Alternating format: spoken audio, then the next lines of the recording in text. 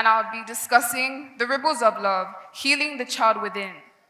When you think of ripples, you often think of things that lead to big effects, such as global warming, such as corruption, such as war, but nobody thinks of a meaningless thing like love. But the thing about love is that it has complexities that affect our everyday interactions with one another, not only our interactions, but our personalities as a whole. Love, is it a steady tide or a storm?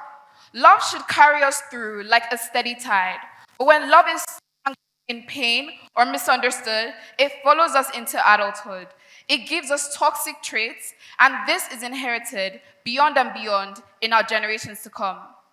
This perception of love does not only affect our interactions with one another, it affects our interactions in the workplace and with our parents and our friends. So today, we explore how love shapes, breaks, and heals us. A child's first encounter with love. A child sees love through the care of parents and caregivers. In sociology, as they would say, this is primary socialization, indicating that this is your first point in contact with what love is. So now we would be explaining how, if that point of contact is negative, your perception of love has been tarnished, indicating that you now have this horrid view or aspect of love. They learn to survive instead of feeling safe. These patterns echo into adulthood, shaping relationships, decisions, and dreams. The brain and the seeds of love. Neuroscience shows that nourishing relationships build trust and resilience. Love, when scarce or dangerous, colors every interaction in life. This indicates that love has such an impact we cannot physically see in our lives.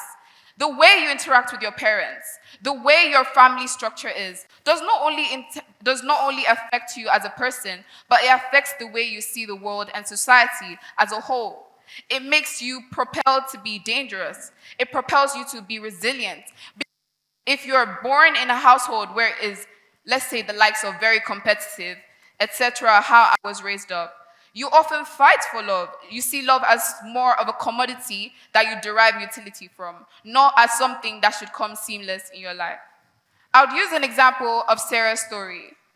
Sarah grew up believing love had to be earned. She excelled academically to receive affection. As an adult, she overperformed and undervalued herself. This perfection became a mask, but masks are exhausting.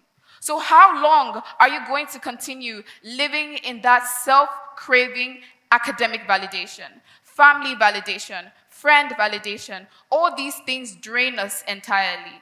Healing is possible. Ripples can change direction with courage and intention. So now I've discussed how the downsides of love and our perceptions of love can affect the way we interact with one another. Is a solution. The people you meet in your secondary socialization.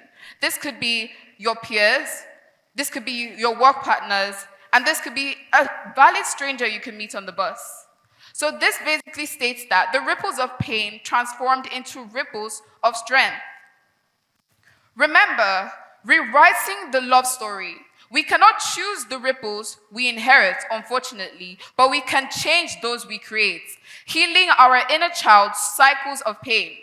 The love we give ourselves sets the foundation for a better future. So let me leave you with this question today. What ripples are you creating in your workspace? What ripples are you creating in your lives? What ripples are you creating for an admit stranger on the streets? Are your ripples echoing of past pain or waves of healing? Love is a birthright and not a privilege. The love we create today shapes tomorrow's world. Thank you.